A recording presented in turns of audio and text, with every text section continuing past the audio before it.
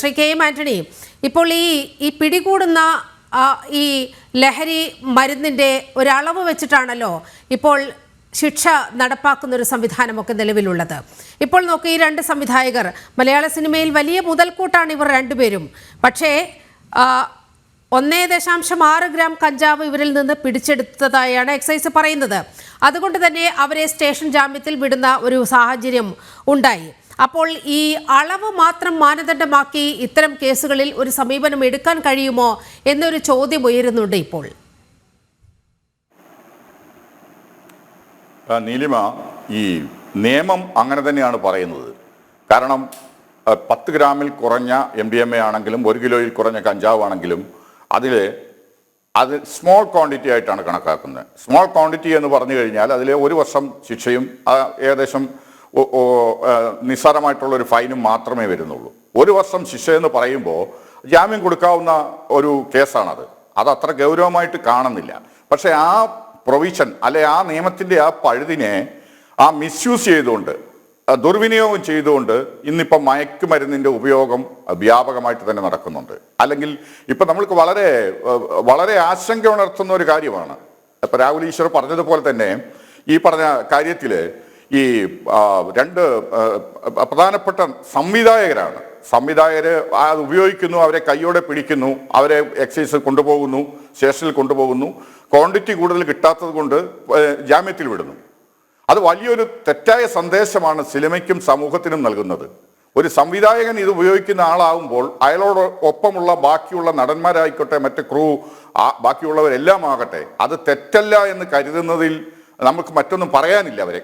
കാരണം അതൊരു മോശമായ, വളരെ ഭയാനകമായിട്ടുള്ള ഒരു അവസ്ഥയിലേക്ക് സിനിമാ രംഗം പോകുന്നു എന്നുള്ളതാണ്. സിനിമയിൽ ഇപ്പം സെറ്റുകളിൽ റെയ്ഡ് നടത്താൻ പറ്റുമോ, പരിശോധന നടത്താൻ പറ്റുമോ, പോലീസിനെ ഇപ്പം മഫ്തിയിൽ അതിലേക്ക് വിടാൻ പറ്റുമോ എന്നുള്ള ഒക്കെയുള്ള കാര്യങ്ങളുണ്ട്. പക്ഷേ ആ മഫ്തിയിലായിക്കോട്ടെ, യൂണിഫോമിലായിക്കോട്ടെ, പോലീസ് അവിടെ എത്തിക്കഴിഞ്ഞാൽ, പോലീസ് വന്നു കഴിഞ്ഞാൽ സിനിമയുടെ ആ അന്തരീക്ഷം തന്നെ, ആ സെറ്റിൻ്റെ അന്തരീക്ഷം തന്നെ മാറിപ്പോവും. അപ്പോൾ അത് അങ്ങനെ അല്ലാത്ത രീതിയിലേക്ക് എങ്ങനെ ഇതിനെ നടപ്പിലാക്കാൻ പറ്റും, അല്ലെങ്കിൽ ഈ സിനിമയിലുള്ള ലഹരി ഉപയോഗം നിരോധിക്കാൻ പറ്റും, നിയന്ത്രിക്കാൻ പറ്റും എന്നുള്ളതിനെ സംബന്ധിച്ച് കൂട്ടായ ചർച്ച ആവശ്യമുണ്ട്. കാരണം ഇതിനു മുമ്പ് ഒറ്റപ്പെട്ട നടന്മാരോ അല്ലെങ്കിൽ ആരെങ്കിലുമൊക്കെയോ ഈ പറഞ്ഞ പോലെ മയക്കുമരുന്ന് ഉപയോഗിച്ചു എന്നുള്ളതാണ്. ഇപ്പം ഇതിന് തൊട്ട് മുമ്പുള്ള ഷൈൻ ടോം ചാക്കോയുടെ ആ സംഭവത്തിൽ തന്നെ മയക്കുമരുന്ന് കൈയോടെ പിടികൂടാൻ സാധിച്ചില്ല. അപ്പം അയാളെ നിസ്സാരമായിട്ടുള്ള ഒരു വകുപ്പുകൾ ഇട്ടിട്ട് അയാളെ ജാമ്യത്തിൽ വിടുകയാണ് ചെയ്തത്. അപ്പൊ നമുക്ക് ജാമ്യത്തിൽ വിടുന്നോ വിടുന്നില്ലയോ എന്നുള്ളതല്ല ഇവിടുത്തെ പ്രശ്നം. ഇതൊരു സാമൂഹികമായിട്ടുള്ള പ്രശ്നമാണ്. സിനിമ നൽകുന്ന സന്ദേശം നമുക്കറിയാം. നിശബ്ദമായിട്ട് നമ്മൾ കാശ് മുടക്കിയിട്ട് നിശബ്ദമായിട്ട് പോയി തിയേറ്ററിൽ ഇരുന്ന് കാണുന്നു.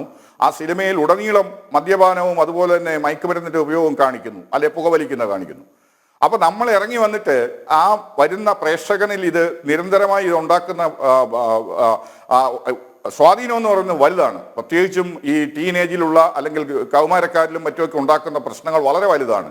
അപ്പോൾ അത് വളരെ ഗൗരവത്തിൽ തന്നെ ഗവൺമെന്റും അതുപോലെ തന്നെ സിനിമയുമായി ബന്ധപ്പെട്ടിട്ടുള്ള പ്രധാന ആൾക്കാരും ഇതിനെ നിയന്ത്രിക്കുന്നതിനായിട്ട് നടപടി സ്വീകരിക്കണമെന്നുള്ളത് തന്നെയാണ് നമുക്കിപ്പോൾ ഈ അവസ്ഥയിൽ പറയുവാനുള്ളത്.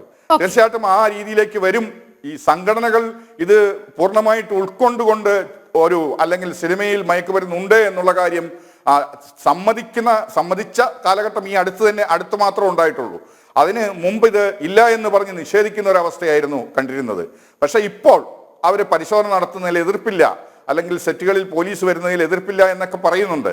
അങ്ങനെയാണെങ്കിൽ പോലും അത് എങ്ങനെയായിരിക്കണമെന്നുള്ളതിനെ സംബന്ധിച്ച് വ്യക്തമായ ഒരു കാഴ്ചപ്പാടോടുകൂടി മാത്രമേ പറ്റൂ.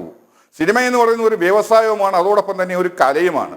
അപ്പോൾ ആസ്വാദകര് അല്ലെങ്കിൽ ജനങ്ങളെ സ്വാധീനിക്കുന്ന ഒരു വലിയ മാധ്യമമാണ്. നമുക്കറിയാം സിനിമയിൽ കാണുന്നത്, ഇപ്പം ഒരാൾ എന്താണോ ഭക്ഷിക്കുന്നത് അതാണ് അയാളുടെ സ്വഭാവം എന്ന് പറയുന്നു. എന്ന് പറഞ്ഞ ഒരാൾ എന്താണോ നിരീക്ഷിക്കുന്നത് അല്ലെങ്കിൽ വീക്ഷിക്കുന്നത് അതാണ് അയാളുടെ സ്വഭാവം എന്ന് നമ്മൾ സിനിമയെ വെച്ച് നോക്കുമ്പോൾ പറയേണ്ടിയിരിക്കുന്നു. കാരണം ഈ സിനിമ നൽകുന്ന സന്ദേശം വലുതാണ്. നമ്മളിത് ഈ രീതിയിൽ ചർച്ചകൾ കൊണ്ടുപോയി, തുടർച്ചയായിട്ടുള്ള ചർച്ചകളുണ്ട്. സിനിമയുമായി ബന്ധപ്പെട്ട വിഷയവും മയക്കുമരുന്നുമായതുകൊണ്ട് ചർച്ചയ്ക്ക് പ്രാധാന്യം വരുന്നുണ്ട്.